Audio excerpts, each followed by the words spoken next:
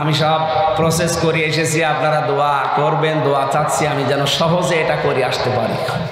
এখন 3 বছর লাগবে আর 4 মাসের একটা ট্রেনিং আছে আরবিতে। মানে স্যার আছে আমার যারা দায়িত্বে আছে, বলছে যাওয়ার দরকার নেই, মাহফিল করেন এই দেশে। এই দেশে মাহফিল করলে এটা হবে? আপনারা বলেন তো চলে যাবো কিনা? না না না না, আমার পড়াশোনা করা লাগবে না। ঢাকা বিশ্ববিদ্যালয় না না, মালয়েশিয়া আর বাংলাদেশ তো সমান না।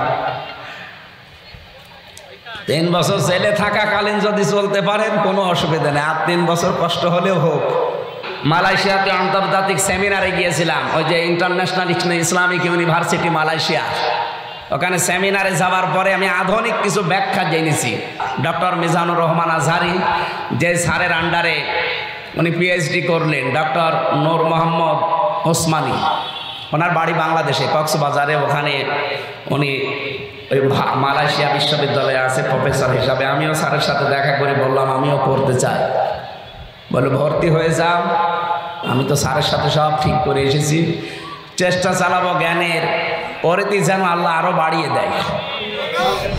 প্রশাসনের যে ভাইগুলো আজকে পাহারা দেওয়ার জন্যে, শৃঙ্খলা ঠিক রাখার জন্য এসেছে, অথচ আগস্টের 5 তারিখে হলে শৃঙ্খলা ঠিক রাখার জন্যে না, শৃঙ্খলা ধ্বংস করার জন্য আসছে। এমনকি আমি এখানে আসার আগে আমার মনে হয় 2 গাড়ি পুলিশ এখানে বসে থাকতো। আজকেও আছে 2 গাড়ি, ধরার জন্যে না, দোয়া নেওয়ার জন্যে। এই পরিবেশ যারা কায়েম করে দিয়ে গেলেন 2024 সালে, এই মহান মানুষদেরকেও স্মরণ করছে। আল্লাহ শাহাদতের সর্বোচ্চ মাকাম যেন তাদের দান করে। আপনি কি বোঝেন শহীদ এই শব্দটা শুনতে যত সহজ, এটাতে এত সহজ শব্দ না। যদিও বাংলাদেশে যাত্রার নামের আগে আমরা দেখি শহীদ লাগিয়ে দেয়। সেদিন ব্রাহ্মণবাড়িয়া, ওখান থেকে আসার সময় দেখি বিশ্ব রোডের সাথে একটা সাইনবোর্ড টাঙিয়েছে, শহীদ শ্রী ধীরেন্দ্রনাথ দত্ত। বলেন তো, নাম শুনেই বোঝা যাচ্ছে যে ওর ইমান নেই। ও কি শহীদ হতে পারে? কেন লিখল? পরবর্তীতে আমি ওই গ্রামে ছিলাম মাহফিলে, জিজ্ঞাসা করলাম ভাই যে এই লোকটার নাম, এই নাম শুনে তো বোঝা যাচ্ছে যে অন্য ধর্মের লোক, শহীদ হয় কি করে? হুজুর চাঁদা টাকা ভাগাভাগি করতে গিয়ে মরি গেছে। এরকম শহীদ বাংলাদেশে বহু জায়গায় আমরা দেখি। হল দখল করতে গিয়ে, বাজার দখল করতে গিয়ে, ঘাট দখল করতে গিয়ে মারা যায়, এরা বলে শহীদ। বাংলাদেশে আপনি একজনের নামের আগেই দেখবেন শহীদ লেখা আছে, শহীদ জিয়া। একে এমনি এমনি লেখা। কাবা শরীফে আমি 16 সালে ছিলাম। কাবা শরীফে ওই সময় দেখেছিলাম আরাফাতের ময়দানে পাশেই যে মসজিদে নামিরা, এই যে হাজী সাহেব বসে আছে, আপনি হাজী না? হ্যাঁ। ওখানে ইমাম সাহেব দোয়া করছিল 16 সালে খুতবার ভেতরে আরবিতে। ওনার বাংলাটা যে আল্লাহ শহীদ জিয়াউর রহমান, তার মাথার ওপরে কুদরতের ছায়া তুমি দিয়ে রাখো। চিন্তা করলাম বাংলাদেশের মানুষ ওনার নামে কাবার ইমাম দোয়া করে কেন? পরবর্তীতে দোয়ার ব্যাখ্যা তিনি 2-3টা কথা বললেন। আপনি তো আরবি বললে বুঝবেন না, আমি বাংলায় বলছি। উনি বলতে চাচ্ছিলেন যে উনি বাংলাদেশ থেকে নিম গাছ, জিয়া গাছ বলে, নিম গাছ, এটা নিয়ে, এই যে ওইটা নিম গাছ না? হ্যাঁ, ওই যে নিম গাছ। আরাফাতের ময়দানে হাজার হাজার নিম গাছ তিনি লাগিয়ে দিয়েছিলেন। পৃথিবীতে যত মানুষ হজ করতে যায়, আরাফাতের ময়দানে যাওয়া ছাড়া হজ হয় না। কারণ 3টা ফরজের একটা ফরজ ওখানে যাওয়া লাগবে। আর ওখানে যারা যায় 45 ডিগ্রি 50 ডিগ্রি সেলসিয়াস চলে, মাথা গরম হয়ে যাবে। একটু যদি ছায়া পাওয়া যায় মনে হচ্ছে যে একে জান্নাতে আছে। আমি নিজেও ছিলাম নিম গাছের ছায়ার নিচে। দোয়ার সারমর্ম হচ্ছে এই যে মানুষের মাথার উপরে এই রোদের ভেতরে যিনি ছায়ার ব্যবস্থা করে দিলেন, আল্লাহ তুমি তাকে কুদরতের ছায়া দিয়ে ধন্য করো। এই জন্যে লোকটার নাম শুনলেই আপনি যে দেশে যান, আমি প্রায় এই যে স্বাধীনতার পর থেকে, মানে এই দ্বিতীয় স্বাধীনতা, বহু দেশ ঘুরলাম। যেখানে যাই বাঙালি যারা আছে তারা জিয়ার নাম উচ্চারণ করার আগেই বলে শহীদ জিয়া। কেন? তাকে মেরে ফেলেছে মানুষ, শহীদ বলা লাগে কেন? বঙ্গবন্ধুকেও তো মেরে ফেলেছিল নাকি? মেরে ফেলেনি? কেউ কে আজ পর্যন্ত বলেছে যে শহীদ বঙ্গবন্ধু? আর কেউ বলে? কেন বলে না? দুইজনকেই তো মানুষ মেরে ফেলেছে। তার মানে একজনের কাজকর্ম এমন কিছু দুনিয়ায় ছিল যার কাজকর্ম আমার আল্লাহর পছন্দ হয়েছে। সূরা আলে ইমরান 4 নম্বর পারা 6 নম্বর পৃষ্ঠা, এটা 15 নম্বর লাইনে আছে, 140 নম্বর আয়াতের মাঝের অংশে, ওয়ালিয়ালামাল্লাহুল্লাযীনা আমানু ওয়া ইয়াত্তাখিযা মিনকুম শুহাদা। আল্লাহ তাআলা বলেন, তোমাদের ভেতরে কিছু মানুষকে আমি শাহাদতের মর্যাদা দিয়ে ধন্য করি। কাকে? যার প্র্যাকটিক্যাল লাইফ আমার ভালো লাগে, যার জীবনটা আমার পছন্দ হয়, আর যার ঈমান আছে। এই দুইটা গুণ আমি যখন দেখি যে না, লোকটার ঈমান আছে এবং লোকটার কাজকর্ম আমার পছন্দ হয়, তখন তাকে আমি সাধারণভাবে মরণ দেই না, তাকে শাহাদতের মরণ দিয়ে ধন্য করি। আজকে হাজী সাহেব যদি এখন মারা যায়, ঈমান নিয়ে যদি মরতে পারে, ওনাকে কবরে দিয়ে দেবেন, ঘুমিয়ে থাকবে, কিয়ামত পর্যন্ত ঘুমাবে। সিংহায় ফৎকার দেবে ইসরাফিল, জেগে উঠবে আল্লাহর দরবারে হিসাব দেওয়ার জন্য। এর আগে পরে আর কিছু নেই। কিন্তু উনি যদি শাহাদতের মরণ পায়, কবরে দেওয়ার সঙ্গে সঙ্গে উনি ঘুমাবে না। আল্লাহ বলেন, বাল আহইয়াউন ইনদা রাব্বিহিম ইউরযাকুন, তারা তো জীবিত এবং আমি নিজে তাদেরকে রিজিক দেই। যশোরবাসী শুনতেছেন? বলেন তো, মানুষ কি ঘুমিয়ে থাকলে খাওয়া লাগে? তাহলে এর আগে ওনার কথা বললাম, ঈমান নিয়ে মরে গেলে উনি কবরে থাকবে ঠিক, কিন্তু কি করবে? ঘুমিয়ে থাকবে। বলেন বলেন, ঘুমিয়ে থাকলে খাওয়া লাগে? কিন্তু শাহাদতের মরণ পেলে ঘুমাবে না, জিন্দা থাকবে, জীবিত থাকবে, আল্লাহ নিজে খাওয়াবে। আর খাবার খাওয়ালে কি হয়? রক্ত, গোশত, চর্বি এগুলো তৈরি হয় না? তাহলে যারা শহীদ হয়ে গেল 2024 সালে, 1971 সালে যারা শহীদ হয়েছে, এই মানুষগুলো কিন্তু মারা যায়নি, এই জন্যে মরে গেছে এ কথা বলা যাবে না। যারা শহীদ হয় এদেরকে যদি কেউ বলে মরে গেছে, তার গুনাহ হবে। সূরা বাকারা 154 নম্বর আয়াতে আছে, আল্লাহ পাক বলেন, যারা শহীদ হয়েছে এ কথা কখনো ধারণাও করবা না যে লোকটা মরে গেছে। তারা জীবিত এবং আমি নিজে তাদেরকে রিজিক দেই। এ প্রমাণ আমি প্রায় 100টা লিখেছি কোরআন আর হাদিস, আর এই বাস্তবতা সম্পর্কে একটা বলছি। হযরতে আমির হামজা আমার নামে নাম, বিশ্বনবীর চাচা, মুহাম্মদুর রাসূলুল্লাহর আপন চাচা। উনি কিন্তু শহীদ হয়েছিলেন, সাধারণভাবে মারা যাননি। তাকে 70 টুকরা করেছিল কাফেরেরা, এমনকি বিভিন্ন জায়গায় তার টুকরাগুলো ছড়িয়ে দিয়েছে। নবীজি তার লাশ টুকরাগুলো সাহাবায়ে কেরামকে দিয়ে বললেন, এক জায়গায় করো। 3টা টুকরা শরীরের পাওয়াও যায়নি, কাফেররা জবাই করেছে, টুকরা টুকরা করে বিভিন্ন পাহাড়ের পাদদেশে ছড়িয়ে দিয়েছে। ওরা লাশের টুকরাগুলো এক জায়গায় করে দেখলেন 3টা জায়গা মেলে না, তার মানে 3 টুকরার পাওয়া যায়নি। নিজের চাদর দিয়ে নবীজি তার লাশটা ঢেকে দিলেন। শহীদ যারা হয় তাদেরকে যেহেতু গোসল দেওয়া হয় না, কথা বুঝতেছে? ওনাকে গোসল দেওয়া হয়নি, মাথা থেকে হাঁটু পর্যন্ত চাদর দিয়ে ঢাকা, কিন্তু পাড় ঢাকতে চায় না। নবীজি নিজে পাহাড়ের লতা পাতা দিয়ে তার পাটা ঢেকে দিলেন। জানাজার নামাজ শেষ করে কবরে দিলেন, নিজে দোয়া করলেন মাটি দেওয়ার পরে, রব্বুল আলামিন, আমার চাচা আমির হামজার আজকের এই দিন পর্যন্ত আমি তার উপরে খুশি আছি।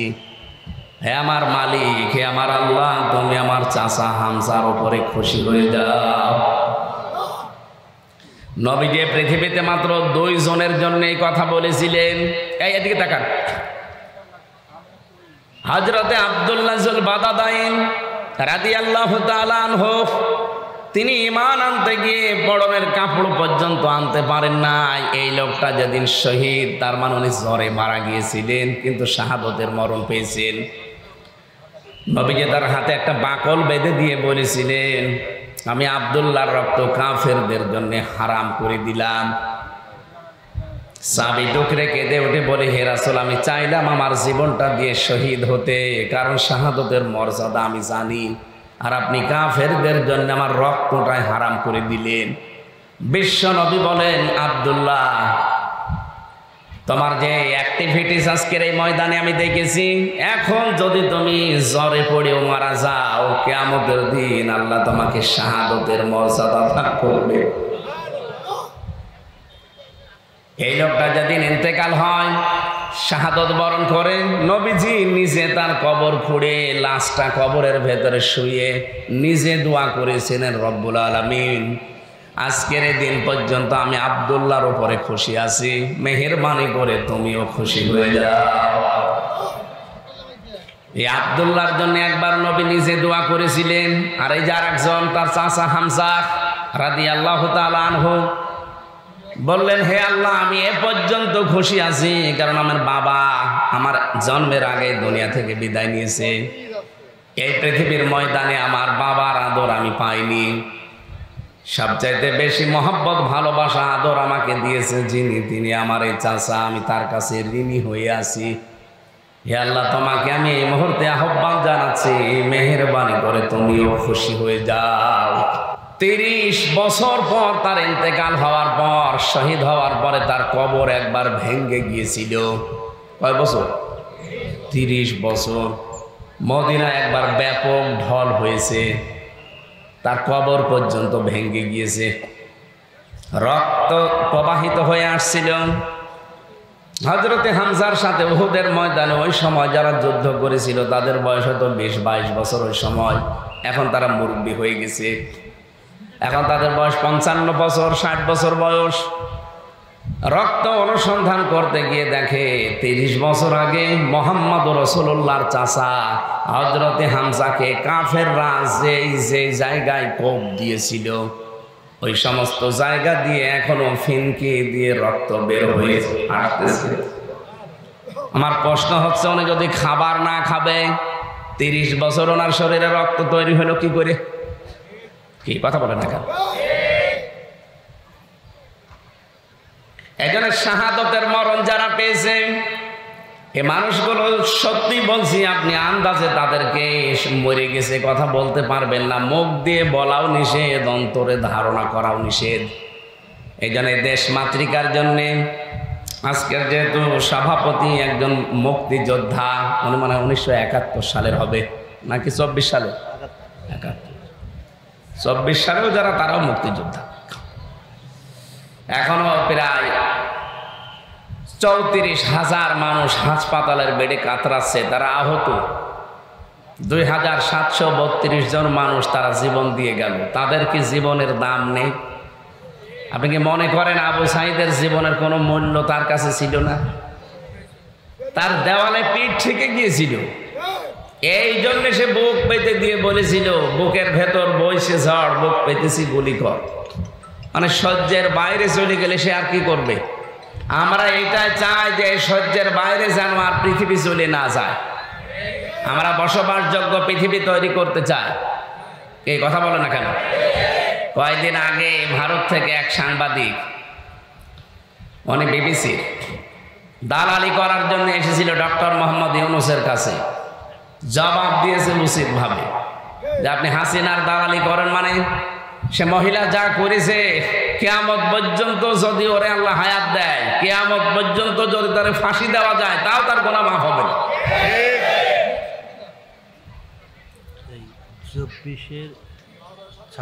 যে কথা বলতে চাচ্ছিলাম যে আগস্টের 5 তারিখের আগের পরিবেশ আর এই মার্চের 20 তারিখের পরিবেশ এক আছে? এক নেই।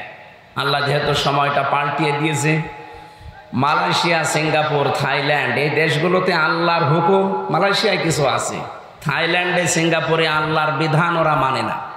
এমনকি আল্লাহ একজন আছে বিশ্বাসও করে না, কিয়ামতে জবাব দেওয়া লাগবে বিশ্বাসও করে না, কিন্তু তাদের জীবনযাপনের মান অনেক উপরে। আমি যে কয়েকদিন ছিলাম চিন্তা করছিলাম যে এত উপরে তারা গেল কি করে। আল্লাহর বিধান না মানলে তো আল্লাহ এই পর্যায়ে মানুষকে দিতে পারে না। তারা আল্লাহকে বিশ্বাস করে না ঠিক, কিন্তু আল্লাহর যতগুলো বিধান আছে, কিছু বিধান দেখলাম নেই, কিন্তু বাকিগুলো যা মানে পুঙ্খানুপুঙ্খানুভাবে মানে। নবীজির হাদিস ছিল যারা পরিষ্কার পরিচ্ছন্নতা থাকে তারা ইমানের অর্ধেক পূরণ করে ফেলে। এই হাদিস কোনোদিন শুনেছেন? পরিষ্কার পরিচ্ছন্নতা ইমানের অর্ধেক, শোনেননি? আল্লাহর নবী কিন্তু ইমানের অঙ্গ বলেননি, ইমানের অর্ধেক, নিসফুল ঈমান। অথচ এইটাই এই দেশগুলোতে আমি দেখে আসলাম, এত পরিষ্কার। হ্যাঁ, ওদের অভ্যাসই হয়ে গেছে ওইটা। একটা বাচ্চা ছেলে যদি থুতু ফেলার, কপ ফেলার দরকার হয়, নির্ধারিত জায়গা আছে, কষ্ট করে রেখে 1-1.5 মাইল 2 মাইল গিয়ে ওই জায়গায় ফেলে, যেন জায়গাটা পরিষ্কার থাকে। আমাদের দেশে যদি এইরকম সিস্টেম চালু করতে পারতাম, হ্যাঁ, চালু করা সম্ভব ছিল। মালয়েশিয়া যদি দাঁড়িয়ে যেতে পারে, এত পরিষ্কার পরিচ্ছন্ন তারা হতে পারে, আমরা পারবো না কেন? আমরা পারতাম। কিন্তু আমাদের দেশ থেকে যা পাচার হয়েছে, এই পাচারকৃত সম্পদগুলো যদি এই দেশে ব্যয় করা হতো, এই দেশটা মালয়েশিয়ার আগে দাঁড়িয়ে যেত। কারণ তাদের এত বড় দেশ, বাংলাদেশের চাইতে মালয়েশিয়া 5 ডবল বড়। পুরা দেশ ঘুরতে আমার প্রায় 10 দিন সময় লাগবে। এত বড় দেশ, এত বড় দেশে মানুষ মাত্র 3 কোটি, তাও বাংলাদেশ থেকে গেছে 20 লাখ, অন্যান্য দেশ থেকে আরো এসেছে, সব মিলে 3 কোটি মানুষ।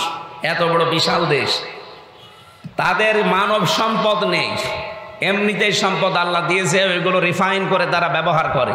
আর আমাদের আল্লাহ কিছু না দিক, আমাদের দেশে 18 কোটি মানব সম্পদ আছে। এইটা থাকলে আর লাগে কি? কিন্তু আমরা ব্যবহার করতে পারি না। ওয়ালাকাদ কাররামনা বানি আদম, আল্লাহ বলেন আমি বনি আদম সন্তানকে সম্মান দিয়েছি। আল্লাহকে বলেছে আমি মুসলমানকে সম্মান দিয়েছি? বলেন বলেন। অথচ সবচাইতে বেশি আতঙ্কে 54 বছরে আমরা কাটালাম, যারা মানুষ তারা এখনো পর্যন্ত আতঙ্ক। পশু পাখির এত আতঙ্ক নেই, মানুষের যত এখন আতঙ্ক। বক্তব্য দেওয়ার শুরু করছি, আগে ফিলিস্তিনি মুসলমানদের জন্য দোয়া করছি। তামাম দুনিয়ার সব মুসলমান একটা শরীরের মধ্যে, কোনো জায়গায় যদি কোনো মুসলমান কষ্ট পায়, আপনার পৃথিবীর এক প্রান্তে যদি আপনি থাকেন আর সংবাদ শোনেন, আপনার বলা লাগবে আহ ও। যদি এটা আপনার ভেতরে না আসে, আপনি বুঝবেন আপনার ইমানে প্যারালাইজ হয়ে গেছে। কত ছোট্ট ছোট্ট শিশুকে তারা ধোঁকা দিয়ে, বোকা বানিয়ে ঘরে নিয়ে বোম বাস্টিং করে মেরে ফেলতে। এই দৃশ্যগুলো দেখার পরে যে মানুষগুলো এখনো কান মুখ নাড়ে না, 57টা মুসলমান রাষ্ট্র পৃথিবীতে, এরা যদি আজ এক হয়ে কালকে ঘোষণা দিয়ে দিত যে ফিলিস্তিনের এই অত্যাচার যদি বন্ধ না হয়, বিশ্বের অমুসলিম দেশ যারা আছে তাদের সাথে সব সম্পর্ক কাট, ওরা এমনি ভয় পেয়ে যেত। আমাদের যে পাশের প্রতিবেশী দাদা বাবুরা, এদের সবচাইতে বেশি ভয় মরণের ভয়। কারণ আমার 17, 18, 19 এই সমস্ত সালগুলোতে তো বাংলাদেশে কথা বলতে দিত না। আমি থাকতাম দাদাদের দেশে। আমার কলকাতা, আসাম, ত্রিপুরা এই সমস্ত জায়গায় এমন কোনো জায়গা নেই যে আমি সেখানে যাইনি, যে দেখেছি ওদের আচরণগুলো। ওই মানুষগুলো সবচাইতে বেশি ভয় পায় মরণকে। এটা কোরআনেরও কথা, ওয়ালা তাজিদান্না আহরাসান নাসি আলা হায়াতি ওয়া মিনাল্লাযিনা আশরাকু। হে নবী, জীবনের উপরে সবচাইতে বেশি মায়া দেখতে পাবেন আপনি 1 নম্বরে মুশরিক যারা, তাদেরকে। তো ওরা যেহেতু মুশরিক, এজন্য সবচাইতে বেশি ভয় পায় মরণকে। বাংলাদেশ শুধু ডক্টর মোহাম্মদ ইউনূস একটু টাচ দিয়েছিল যে 7 সিস্টার কিন্তু থাকবে না, এমনি নরম হয়ে গেছে। আমাদেরকে ভয় দেখিয়েছে যে আমরা খাবার দেব না, পেঁয়াজ দেব না, আলু দেব না, না খেয়ে বাংলা মরবে। আরে ভাই, আমাদেরকে মানুষ ভয় দেখায়। বাংলাদেশে আমরা আর যাই করি, আমরা মুসলমান, নামাজ কম পড়তে পারি, রোজা কম রাখতে পারি, আমরা মুসলমান না? আমাদের তো বছরে 1 মাস না খেয়ে থাকা ফরজ, আর সেই মাস, এই মাস চলছে না সেটা। আর আমাদেরকে খাবারের ভয় দেখিয়ে নিজেরাই ভয় পেয়েছি। এখন তাদের আলু, তাদের পেঁয়াজ এই বর্ডারে এসে পৌঁছে। এখন বলতেছে আসেন কলকাতায়, 100 টাকার প্রায় 25 টাকা আপনাদের আর নেওয়া হবে না, মাফ করে দেওয়া হবে। পাগল হয়ে গেছে। এই জন্যে ওদের সবচাইতে বেশি ভয় কিসের ভয়? মরণের ভয়। আজ বিশ্বের 257টা দেশ, মাত্র 57টা দেশ আমরা মুসলিম, 200টায় সব অমুসলিম। গাজায় এই অত্যাচার, জুলুম, নির্যাতন যদি বন্ধ না হয়, আমার মনে হয় এখন ইমানের দাবি এই 57টা মুসলিম রাষ্ট্রের প্রধানরা এক বাক্যে যেন জাতিসংঘকে বলে, সব দেশের সাথে ব্যবসা বাণিজ্য সব কাট, সম্পর্ক আমাদের ছিন্ন। দাদাদের মাথা খারাপ হয়ে গেছে আমাদের কিছু আচরণে, কারণ আমরা এখন চায়নার সাথে, তুরস্কের সাথে, পাকিস্তানের সাথে, রাশিয়ার সাথে ব্যবসা বাণিজ্য আরম্ভ করেছি। দাদা পাগল হয়ে গেছে। পৃথিবীর মানুষ আমরা দেখি মাটি খুঁড়লে তারা তেল পায়, গ্যাস পায়, আর শয়তানরা শুধু মাটি খুঁড়লে নাকি মন্দির পায়, তাও যেখানে সেখানে না, শুধু মসজিদের নিচে। আপনি দেখেননি কতগুলো মসজিদের নিচে ওরা মন্দির পেয়েছে, এই কথা বলে ভেঙে ফেলেছে। আল্লাহর ঘর যারা এভাবে টুকরা টুকরা করতে পারে, তারা যেন এটা খেয়াল করে, আমরা স্মরণ করাচ্ছি, এটা রেকর্ড হচ্ছে, ওরাও শুনছে। তারমিহিম বিহিজারাতিন মিন সিজ্জিল ফাজআলাহুম কাআসফিন মাকুল। ১৫০০ বছর আগে ওদের বাপ দাদারা আব্রাহা কাবা ঘর ধ্বংস করতে এসে তারা কিন্তু একেবারে কাসফিন মাকুল হয়ে গেছে। কি? এই যে গরু, ছাগল, বিভিন্ন পশু পাখি খাবার খাওয়ার পরে যেটা উগরিয়ে দেয়, কেমন লাগে দেখতে, ঠিক তাদের অবস্থা ওই হয়েছিল। আপনাদের অবস্থাও আল্লাহ কিন্তু এই করবে। অলরেডি 7 সিস্টার যদি ভেঙে যায়, আর ভেঙে যাওয়ার উপক্রম হয়ে গেছে, এখানে আল্লাহর ঘরের সাথে বেয়াদবি করা বন্ধ করেন, অন্তত জুলুম বন্ধ করেন। কারণ জুলুম যারা করে মানুষগুলো আর মানুষ থাকে না, এরা আল্লাহর মামলার আসামি হয়ে যায়। এই জন্য ইসরায়েল সহ বিশ্বে যারা আজ মানুষের উপরে জুলুম করছেন, আপনারা কিন্তু মানুষ আর তো নেই, আপনারা এখন আল্লাহর মামলার আসামি। বাংলাদেশে ধর্ষণ যে করে তার পক্ষে উকিল এখন দাঁড়াতে ভয় পায়। এই কথা বলেন না কেন? আসিয়ার ধর্ষক যারা, তাদের পক্ষে উকিল দাঁড়িয়েছিল, উকিল পর্যন্ত পিটানি খেয়েছে। তাহলে ধর্ষকের পক্ষে দাঁড়ালে জনগণ পিটিয়ে আপনাকে মেরে ফেলে, আপনি আল্লাহর মামলার আসামি, আপনাকে তো মেরে ফেলা দরকার। এই জন্য আমরা ব্যক্তিগত জায়গা থেকে শুরু করে আন্তর্জাতিক পর্যন্ত কোন জায়গায় যেন জুলুম না করি বা জুলুমের সাপোর্টার না হই। এই 15.5 বছরে যে জুলুম হয়েছে, পৃথিবীর ইতিহাস পাল্টিয়ে গেছে। একটা জুলুম পৃথিবীর মানুষের চোখ দিয়ে পানি বের করে দিয়েছে আয়না ঘর। কি কঠিন অবস্থায় মানুষকে রেখেছিল আপনি ভাবতে পারেন? এরকম একটা চেয়ারে বসিয়ে একটা সুইচ টিপ দিলে 120 বার ঘোরে। আমি নিজে দেখে এসেছি, আমিও তো ছিলাম 10 দিন।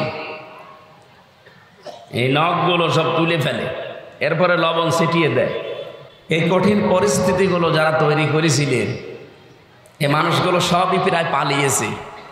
এখনো অনেক জালেম দেখে তাদের পক্ষে সাফাই গায়। আপনি মানুষ, আপনার বাবার সাথে যদি আয়না ঘরে 8 বছর 10 বছরে আচরণ করতো, আপনি মেনে নিতে পারতেন? আমার সাথে করেছে, আমি তো আপনার কেউ না, এই জন্য আপনার কিছু মনে হয় না। এই জন্য ধৈর্যের বাইরে চলে গিয়েছিল আমার মনে হয় আল্লাহ। এই জন্য আল্লাহ নিজে প্রতিশোধ নিয়েছেন। ফালাম্মা নাসুমা যুক্কিরু বিহি ফাতাহনা আলাইহিম আবওয়াবা কুল্লি শাইইন হাত্তা ইযা ফারিহু বিমা উতু আখাযনাহুম বাগতাতান ফাইদাহুম মুবলিসুন। আল্লাহ তাআলা বলেন, যখন তারা আমার নির্দেশগুলো ভুলে গেল, তখন তাদের উপরে আমার যত বরকতের দরজা সব আমি খুলে দিলাম, আমার রহমতের দরজা। খেয়াল করেছেন, আল্লাহর বিধান যারা ভুলে যায়, তখন দুনিয়া তাদেরকে দিয়ে দেওয়ার জন্য যত বরকত আছে সব আল্লাহ তাদেরকে দেয়। নাজ, নিয়ামত, ক্ষমতা, টাকা পয়সা, পাওয়ার, প্রতিপত্তি সব আল্লাহ দিয়ে দেয়। ঠিক তাই করেছিল। 15.5 বছরে আল্লাহর কোন বিধানটা তারা বাকি রেখেছিল বলেন? প্রশ্ন করতে পারেন যে মসজিদ বানিয়েছে, কিসের মসজিদ বানিয়েছে? নিজের টাকা খরচ করে মসজিদ বানিয়েছে, সব সৌদি আরবের টাকা।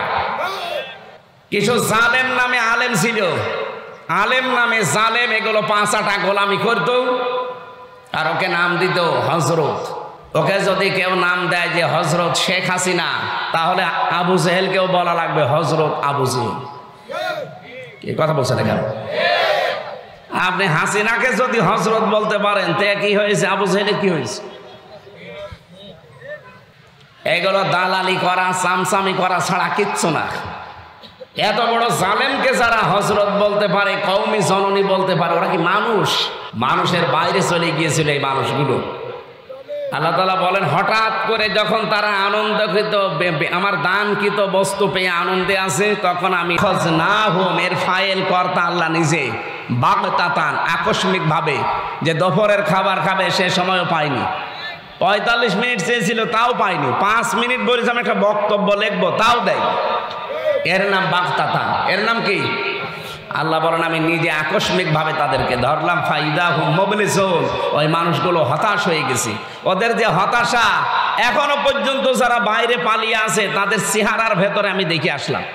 সিঙ্গাপুরে যেই হোটেলে উঠেছিলাম, মালয়েশিয়া, থাইল্যান্ডে যেই হোটেলে উঠি, দেখি নিচে 2 জন বসে চা খাচ্ছে। কে গো এখানে? তো হুজুর আমরা আগেই পালিয়েছি। আগেই পালিয়েছেন কেন? এই দেশে যে আপনার সাহেব পাড়া আছে, ওখানে থাকবেন না? ওখানে থেকে মায়ের খাবো। বাংলাদেশের জনগণ এখানেও আছে, যদি শোনে যে সাহেব পাড়ায় অমক এসে আছে, পিটিয়ে আগুন ধরিয়ে দেবে মেরে। কি করলেন টাকা পয়সাগুলো পাচার করে? নিজেও এখন থাকতে পারেন না, হোটেলে থেকে মরেন। আর চেহারার ভেতরে কি হতাশা! আল্লাহ যে বললেন ফাইদাহুম মুবলিসুন, 100 ভাগে আয়াতটা তাদের উপরে কার্যকর। ফাকুতিয়া দাবিরুল কওমিল্লাযিনা যালামু, আল্লাহ বলেন জালেমদের শিকড় কাটা হয়ে গেছে। কেটেছে কে? না না, আপনি আলেম, এই যেখানে হুজুর বসে আছেন, কতিয়া এটা মজুর, এর ফাইল জানা আছে? কতিয়া মজুর, এর ফাইল কর্তা জানা নেই। এই জন্য জালেমদের উপরে যে ঝড় বয়ে গেল আগস্টের 5 তারিখের পর থেকে, কে করেছে? আরে বললাম না, কর্তাকে ফাইলকে জানা নেই, কে করেছে কেউ জানে না। আপনি আমার কুষ্টিয়ার মাহবুবুল আলম হানিফের বাড়ি যেয়ে দেখেন, পায়খানার প্যান্ট পর্যন্ত খুলে নিয়েছে। তো খুলিয়েছে কে? কেউ জানে না। হ্যাঁ, আপনি ধানমন্ডি 32 নম্বরে যেয়ে দেখেন, কে করলো কেউ জানে না। ওখানে আযাবুল বুলডোজার নাজিল হয়েছিল। ওর নাম কি? আযাবুল বুলডোজার। আল্লাহ এখানে যে ফাকুতিয়া দাবিরুল কওমিল্লাযিনা যালামু দিলেন, জালেমদের শিকড় কাটা হয়ে গেছে। আমার মনে হচ্ছে যে এই দৃশ্যটা আল্লাহ 1500 বছর আগে, উনি তো সবই জানে। এ বাংলাদেশ সম্পর্কে এটা জেনে আগেই নাজিল করেছে। এটা সূরা নমলে পাবেন, 19 নম্বর পারা, 20 নম্বর পৃষ্ঠা, 7 নম্বর লাইনের 52 নম্বর আয়াতে আছে। আল্লাহ রাব্বুল আলামিন বলেন, ফাতিলকা বুয়ুতুহুম খাওয়িয়াতাম বিমা যালামু ইলা আখিরি আয়া। এখানে আরবি গ্রামার যারা বোঝে, ইংরেজি গ্রামার যারা বোঝে, তাদেরকে বলছি, একটু খেয়াল করে দেখেছেন, আল্লাহর ভাষা হচ্ছে ফাতিলকা বুয়ুতুহুম খাওয়িয়াতাম বিমা যালামু। আল্লাহ বলেন, এই সেই ঘরগুলো। এই এদিকে তাকান, কে বলছেন বলেন তো? আল্লাহ পাক বলেন, এই সেই ঘরগুলো। বাইতুন না, বুয়ুত বহু বচন। হোম মানে তাদের, এই যে তাদের এই ঘর, খাওয়িয়াতান, জনশূন্য হয়ে পড়ে আছে, আজ ওজাড় হয়ে পড়ে আছে। বিমা যালামু, এদের জুলুমের কারণে। আল্লাহ পাক বলেন, এই যে জায়গাগুলোতে জুলুম হয়েছিল, এর জন্য পুরা জায়গাটাও অভিশপ্ত হয়ে গেছে। এতটুকু আল্লাহ যদি শেষ করে দিতেন, আমি আয়াতটাই বলতাম না। এরপরে আমাদের জন্য জালেমদের এত বড় শিকড় যদি আল্লাহ কেটে ফেলতে পারে, আপনি চিন্তা করতে পারেন, এই বাঁকড়া ইউনিয়ন থেকে শুরু করে একেবারে সংসদ পর্যন্ত প্রত্যেক জায়গায় জালেমদের শিকড় একেবারে গভীরে ছিল। ইউনিয়নের দারোয়ান থেকে একেবারে সংসদের দারোয়ান পর্যন্ত সব জায়গায় জালেমদের লোক 100 ভাগ ঠিক করা ছিল। আল্লাহ পাক বলেন, এত বড় শিকড় যখন কাটা হয়ে গেছে, ইন্না ফি যালিকা লাআয়াতান লিকাওমিন ইয়ালামুন। এখানে লামে তাকিদ আছে, অবশ্যই এর ভেতরে শিক্ষা আছে যারা জ্ঞানী তাদের জন্য। তাহলে আমাদের শিক্ষা কি? 15.5 বছরের এত বড় শিকড় যদি আল্লাহ কেটে ফেলতে পারে, ও যশোরবাসী, এখনো যদি কেউ জুলুম করে, আগামীতে যারা আসবে তারাও যদি জালেম হয়, 5 বছর পরে তাদের বাড়ি ঘর শ্মশান হয়ে যাবে। এই জন্য সাবধান, সাধু সাবধান। কি কথা বলেন না কেন? নাকি ওনার শক্তি এখন আর নেই? বলেন আছে কিনা? যেন আমরা যেন সাবধান হই। জালেমরা মামলার আসামি। হামজা কার? আল্লাহর মামলার আসামি। আপনি টের পাচ্ছেন? আমরা রমজানুল মোবারকে আছি। আপনারা রমজান সম্পর্কে কথা শুনছিলেন। আমরা সেরকমই একটা আয়াত সূরা বাকারার 185 নম্বর আয়াতের প্রথম অংশ পড়েছি। আমার মাথার ভেতরে এই আয়াত সম্পর্কে যত কথা আছে, আমি যদি কিয়ামত পর্যন্ত হায়াত পাই আর কিয়ামত পর্যন্ত বলতেই থাকি, কিয়ামত এসে যাবে, তাও এই আয়াত শেষ হবে না। এত কথা আছে। আমরা সামারাইজ করে করে খুব অল্প সময়ে ডেলিভারি দেবো ইনশাআল্লাহ। আল্লাহ পাক বলেন শাহরুর রমাদান। এদিকে খেয়াল করবেন, আমি গতানুগতিক কথা বলতে চাই না। যা বলি চিন্তা ভাবনা করে গবেষণামূলক কথা বলি। পুরা কোরআনে আল্লাহ 12টা মাসের নাম কোন জায়গায় আপনারা পেয়েছেন কিনা আমি জানি না। পেয়েছেন? আলেম পেয়েছেন? এই একটা মাসের নাম আছে কোরআনে। কি নাম? রমজান। বলেন বলেন। পুরা কোরআনে আপনি পাবেন 12টা মাসের নাম একবারে আছে।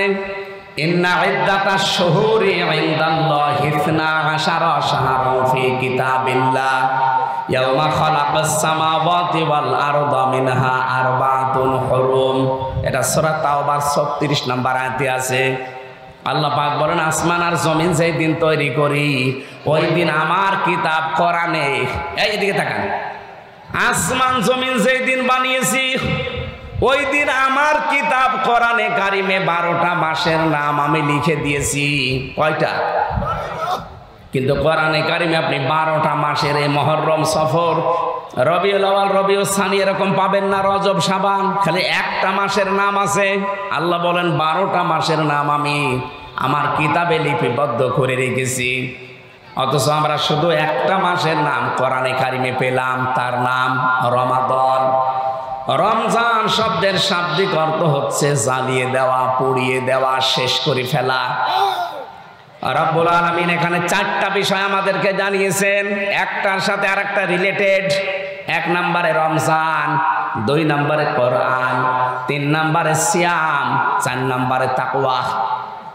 আজকের তেলাওয়াত কিন্তু আয়াত থেকে 4টা বিষয় একটার সাথে আরেকটা যেহেতু লাগানো আছে, আমরা মিলিয়ে নিয়ে বাড়ি যাব ইনশাআল্লাহ। থাকবেন না আর ঘন্টাখানিক? ঘন্টাখানিক না, আধা ঘন্টা থাকলে হবে। প্রথম নাম্বার বলছিলাম শাহরুর রমাদান। আল্লাহ পাক বলেন এই সেই মাস যার নাম, আরো জোরে বলেন, কেউ যদি রমজান এই শব্দটা উচ্চারণ করে সওয়াব পাওয়ার নিয়তে, নবীজি বলেন কমপক্ষে তার আমল নামায় 50টা নেকি হবে। র মিম দাদ আলিফ নুন কয়টা? 5টা অক্ষর আগে, এক একটা অক্ষরে 10টা করে নেকি হয়। 5 দোকানে 5 10-এ 50টা নেকি হবে। এখানে রমজান বললে আপনি জোরে বলবেন। আল্লাহ বলেন এই সেই মাস যার নাম, আরো জোরে, কি রমজানের সাথে কি? আল্লাযী উনজিলা ফীহিল কোরআন, যে মাসে আমার কোরআন আমি নাজিল করলাম। যশোরবাসী, আমার প্রশ্ন হচ্ছে, কোরআন নাজিল হয়েছে মাত্র 1500 বছর আগে, আর রমজান মাস আল্লাহ বানিয়েছি দুনিয়া তৈরি করার সময়। তাহলে একে 1500 বছর আগে এই মাসের বয়স। এর বয়স কত কোটি কোটি বছর বলেন তো? পৃথিবী যেদিন তৈরি হয় ওই দিন আল্লাহ আসমান জমিন বানানোর সময় তার কিতাবে 12টা মাসের নাম লিখেছিলেন, তার ভেতর রমজান আছে না? তাহলে মানে রমজান কোরআন শরীফ নাজিল হওয়ার অনেক আগেও ছিল, কিন্তু রমজানের এই মর্যাদা মূল্য ছিল না। যার কারণে রমজানের মর্যাদা মূল্য আল্লাহ বাড়িয়ে দিয়েছেন, তার নাম হচ্ছে কোরআন। বিবাহের ক্ষেত্রে আমরা যখন দেখি 5000 বরযাত্রী গেছে, কিন্তু বর যায়নি। মেয়ের বাবা যা খাওয়া দাওয়া দিয়েছিল সব এবার তুলে নেবে, যদিও বরযাত্রী যাওয়া জায়েজ নেই। এই এলাকায় কি বরযাত্রীর সিস্টেম আছে? না, এই সিস্টেম যেহেতু মুসলমানদের ধর্মে নেই, এটা হিন্দুদের ধর্মে আছে, তারা পালন করুক। আমরা এটা আজকে থেকে তওবা করা লাগবে। বরযাত্রী দাওয়াত দিলেও যাবেন না। হ্যাঁ, অলিমা আছে ইসলামে, অলিমা করে। অলিমা কি ছেলের বাড়িতে হয় না মেয়ের বাড়িতে? আপনি কোথায় যান? সুতরাং মেয়েদের মর্যাদা কত মেয়েরা টের পাচ্ছেন? সম্মানিত মা বোনেরা, এরকম প্রায় 27টা সম্মানের কথা পেয়েছি আমি। আজকে থেকে মেয়ের বাবা যারা আছেন, মেয়ে বিয়ে না হয় না হোক, এই বরযাত্রী খাওয়ানো যাবে না। আর যারা বরযাত্রী খেতে যান, আপনি তো একেবারে ছোট লোক, ইতর। কোন কারণে যান আপনি? 18 বছর, 20 বছর, 22 বছর এত কষ্ট করে মেয়েটা লালন পালন করে আপনারা দেখছে, এরপর আবার 2000 মানুষ খাওয়ানো লাগবে। আপনি কি রাস্তায় খালা নিয়ে বসতে পারেন না? আমি চাইবো আজকে থেকে বরযাত্রীর দাওয়াত দিলে আমরা যেন আর কেউ না যায়। কি বরযাত্রী যাওয়া জায়েজ আছে? মেয়ের বাবার বাড়ি থেকে তার মন মতো, তার খুশি ছাড়া, তার অনুমতি ছাড়া একটা পান খাওয়াও জায়েজ নেই। আরো মরণের খাওয়া খায়। অলিমা করা জায়েজ আছে, কিন্তু অলিমা করে না। হাজী সাহেব অলিমা করেছে?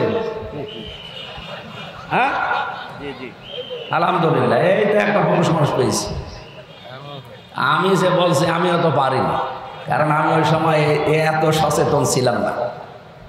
বারবার যে বলছি অলিমা আর বরযাত্রীর কথা, কারণ আমার 3টা মেয়ে, আমার মেয়ে বিয়ে দেওয়া লাগবে না।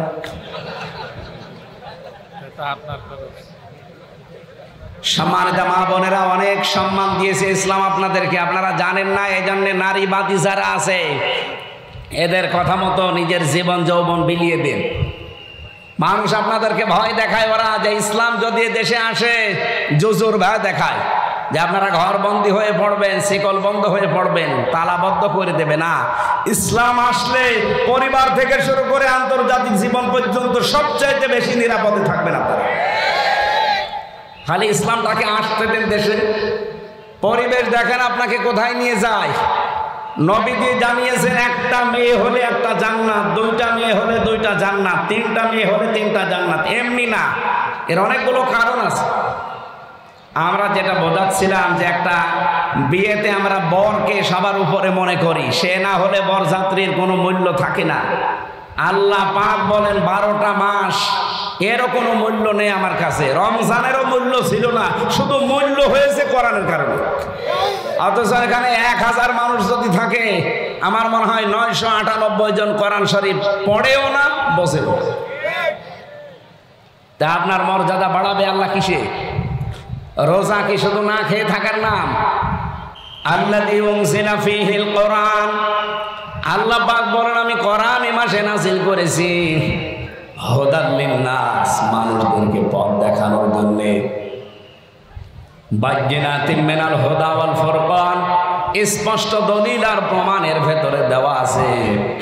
হুদা শব্দটা হাদিন ইসমে ফাইল থেকে যদি আপনি নিতে পারেন, এর বাংলা অর্থ দাঁড়ায় পথ প্রদর্শনকারী। পৃথিবীতে একটাই মাত্র কিতাব আছে যেটা মানুষকে হেদায়েত দিতে পারে, তার নাম কোরআন। নারী পুরুষ যারা আছেন সবাইকে আমি আজকের এই অনুষ্ঠান থেকে আহ্বান জানাচ্ছি, এখন থেকে দৃঢ় সিদ্ধান্ত নিয়ে বাড়ি যাবেন। এই রমজানের আছে 11-12 দিন আছে, আমি কোরআন না শিখে মরব না।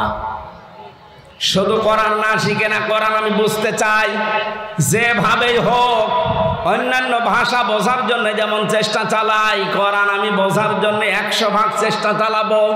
আপনার বয়স এখন 60 বছর হতে পারে, আপনি যদি কোরআন পড়া, কোরআন বোঝার জন্য এখনই চেষ্টা চালান, যতদিন মরণ না আসবে আপনি তালেবে এলেম হয়ে গণ্য হয়ে যাবেন।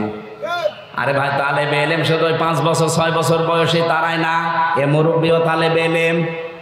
যখন থেকে কোরআন শোনার জন্য, বোঝার জন্য, জানার জন্য চেষ্টা চালাবে, সে নারী হোক আর পুরুষ হোক, ওই দিন থেকে সে আল্লাহর কাছে তালেবে এলেম।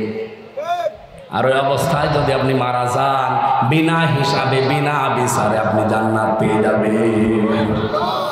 এই জন্য যার জন্য দাম বেড়েছে, সেই বরের মর্যাদা, কোরআনের মর্যাদা এই মাসে দেওয়া লাগবে না। কি মর্যাদা সেটা? অল ফুরকান। আল্লাহ বলেন এই রমজান মাস কোরআন নাজিল হয়েছে, কোরআন সামনে আছে, সত্য মিথ্যা পার্থক্য করে বাকি জীবন চালানো লাগবে।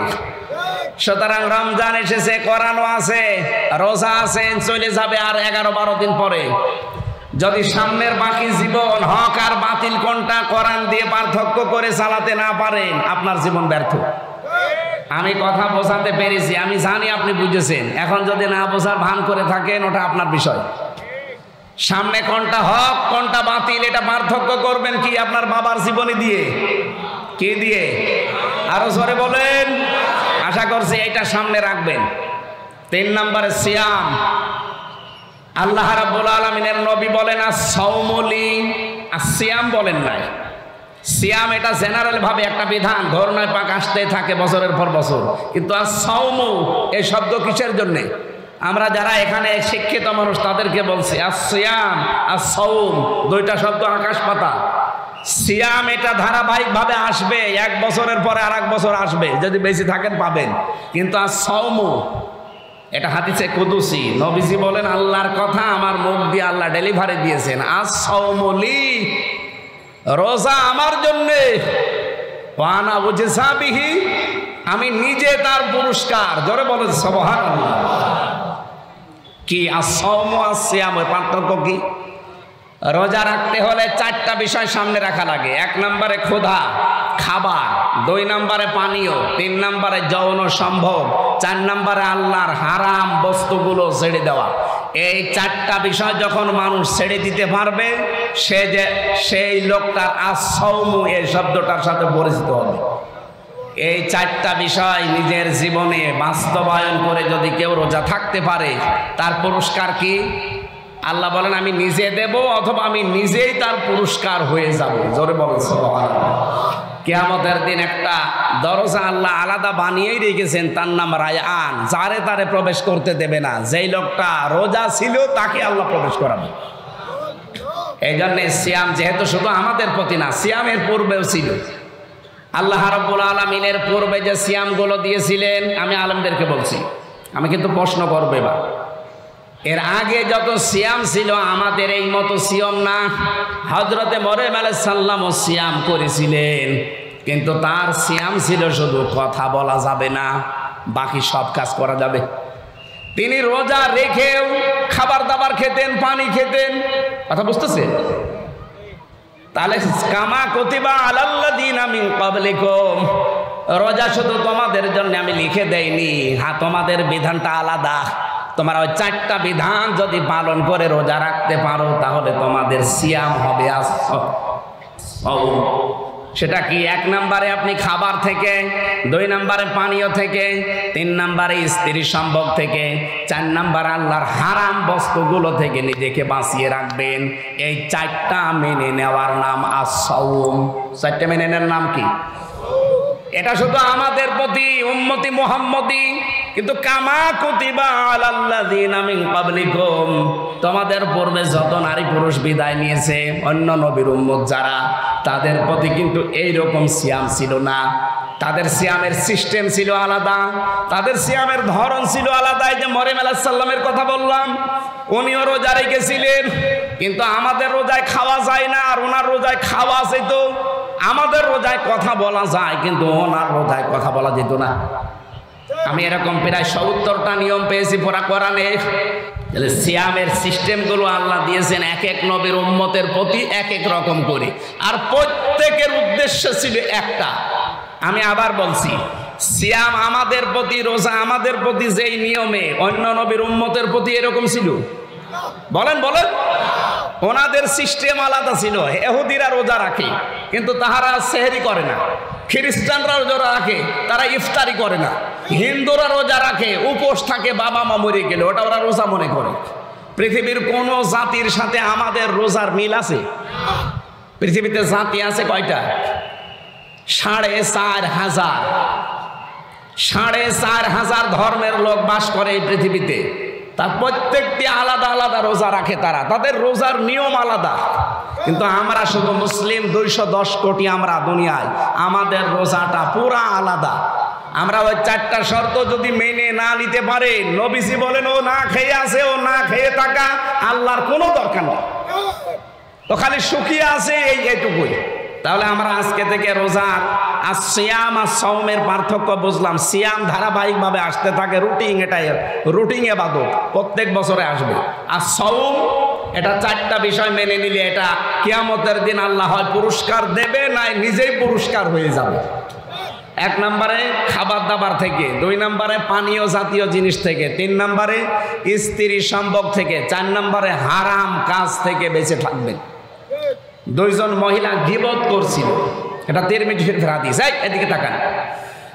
নবীজি তার এই গীবতের কথাগুলো শুনলেন, শোনার পরে বললেন, দেখো এই 2টা মহিলা এরা হালাল জিনিস খেয়ে রোজা রেখেছে আর হারাম জিনিস খেয়ে রোজা ভাঙছে। হালাল জিনিস কি? সেহরি করেছিল, হালাল জিনিস দিয়ে রোজা রেখেছিল, আর গীবত করে হারাম জিনিস দিয়ে রোজা ভেঙে ফেলেছে। তার মানে রোজা রাখা অবস্থায় গীবত করলে রোজা আর থাকে? এই হাদিস অনুযায়ী থাকে। আজকে 19টা রোজা পার হয়ে গেল।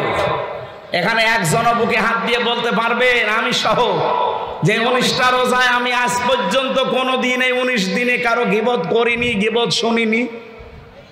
পারবেন বলতে? তার মানে আমাদের রোজা 19টার একটাও হয়নি। কি কথা বলেন না কেন? নবীজি ওই 2 জন মহিলাকে গীবত করতে দেখে বললেন যে ওরা হালাল জিনিস দিয়ে রোজা রেখেছিল আর হারাম জিনিস দিয়ে রোজা ভেঙে ফেলল। তার মানে ওরা কি করছিল? গীবত। বলেন বলেন। আমরা এখানে নারী পুরুষ যারাই আছে, আমাদের রোজা যে কোন জায়গায় আছে আল্লাহ ভালো জানে। রব্বুল আলামিন বলেন 4 নম্বরে আমি চাই তোমরা এই রোজার দ্বারা লাআল্লাকুম তাত্তাকুন, তোমরা যেন তাকওয়া অর্জন করো। তাকওয়া কি? বাংলাদেশ, ভারত, পাকিস্তান, কারণ আমরা এই সূত্রগুলো পেলে আমরা ব্যাখ্যা করতে সহজ হবে। এই যে তাত্তাকুনের ব্যাখ্যা আমার মনে হয় এখানে অনেকে জানেনও না, জীবনে শোনেনও না। তাকওয়া যে এর নাম, আমরা মনে করি এরকম বিশাল জুব্বা গায়ে থাকবে, সুন্দর এরকম টুপি মাথায় থাকবে, হাতে একটা তসবিহ থাকবে, শুধু সুবহানাল্লাহ আলহামদুলিল্লাহ, দুনিয়ার কোনো খেয়াল নেই। এ বিশাল পরহেজগার, এ বিশাল তাকওয়াবান, এ বিশাল বুজুর্গ হয়ে গেছে। না, তাকওয়া অর্জন করতে চাইলে 4টা জিনিস আপনার ভেতরে মাস্ট বি থাকা লাগবে।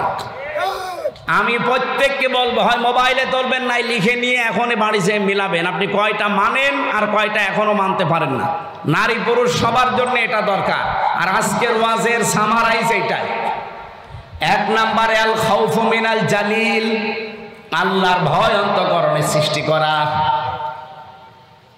এটা রমজানের দ্বারাই সম্ভব। আপনি যেহেতু এই 12 ঘন্টা 14 ঘন্টা 15 ঘন্টা সময় না খেয়ে থাকতে পারেন, সময় সুযোগ থাকলেও আপনি খান না, এরকম জায়গা নেই।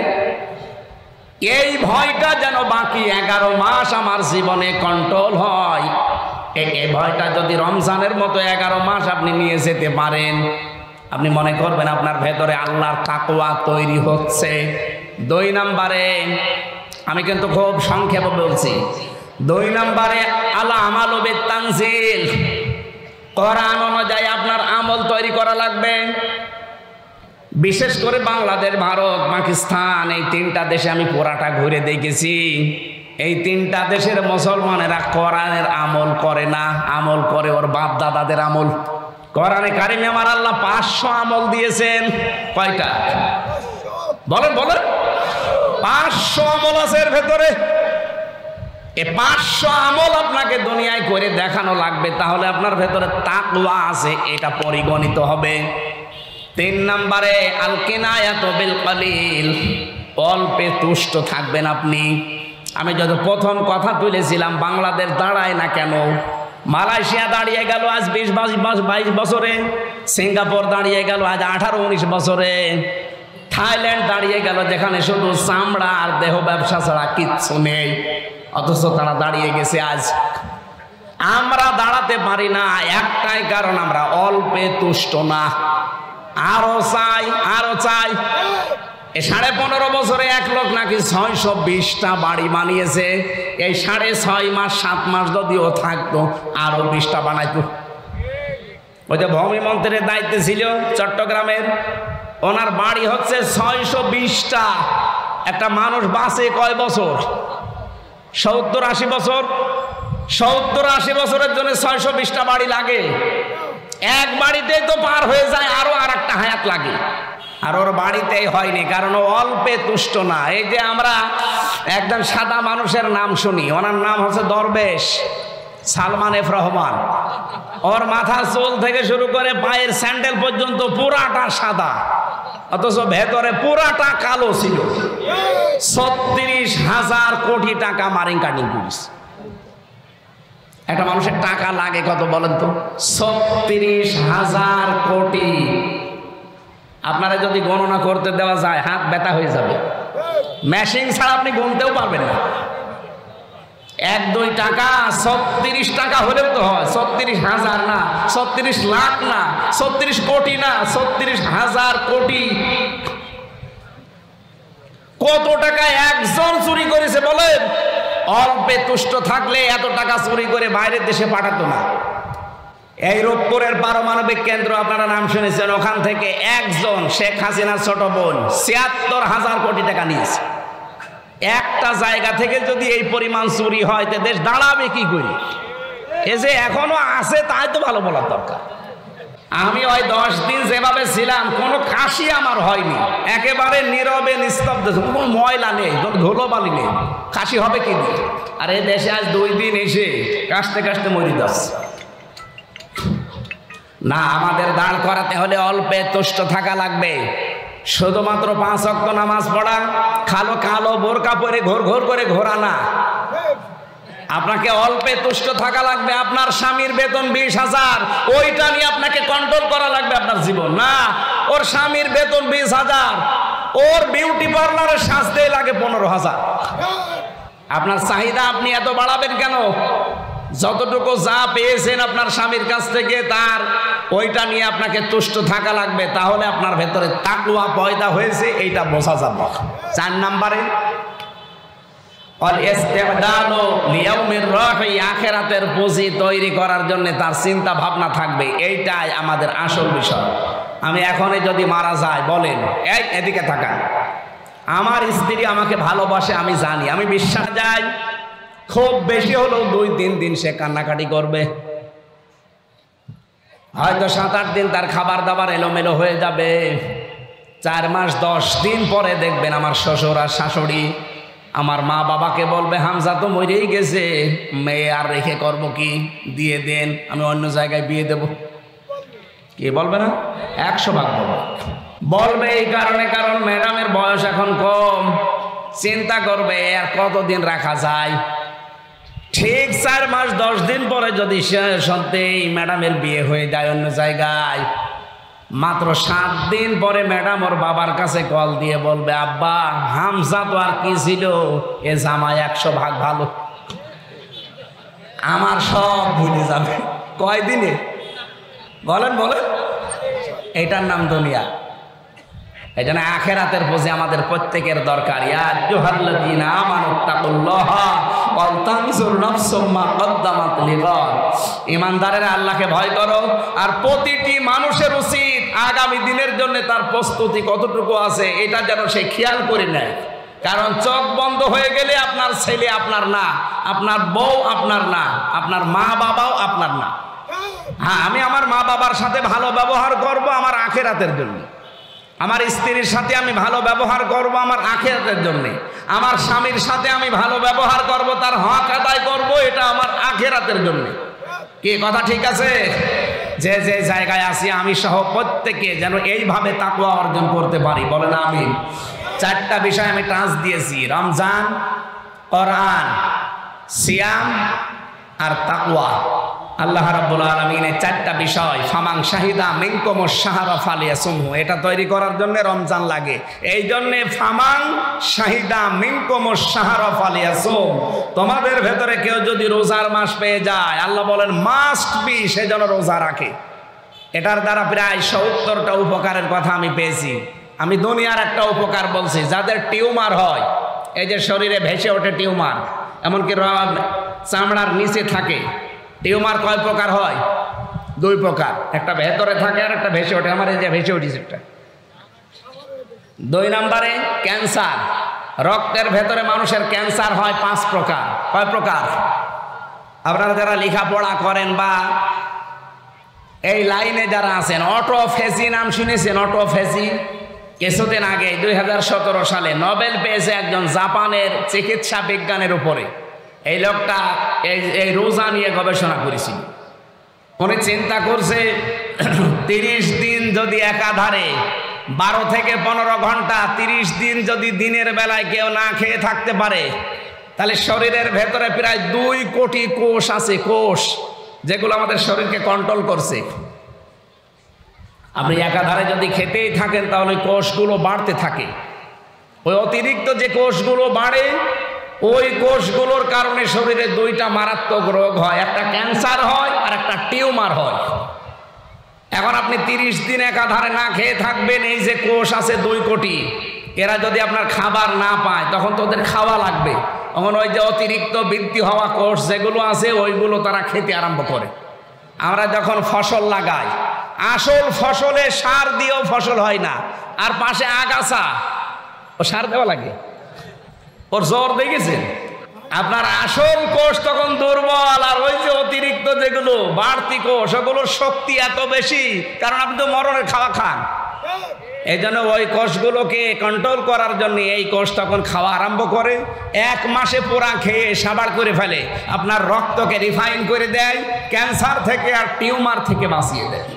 এই গবেষণা তারা সূরা বাকারার 184 নম্বর আয়াতের শেষের অংশটা গবেষণা করে তারা পেয়েছে।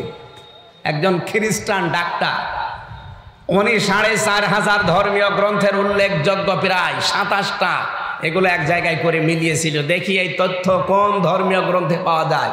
সর্বশেষ উনি পেয়েছে আমাদের ধর্মগ্রন্থ কোরআনে কারীম সূরা বাকারার 184 নম্বর আয়াতের শেষের অংশে, ওয়ান তাসুমু খায়রুল লাকুম ইন কুনতুম তা'লামুন, তোমরা যদি রোজা রাখো তোমাদের জন্য ভালো হবে। কি ভালো হবে? তার ভেতরে এটা একটা, আপনাকে ক্যান্সার থেকে টিউমার থেকে আল্লাহ বাঁচিয়ে দেবে।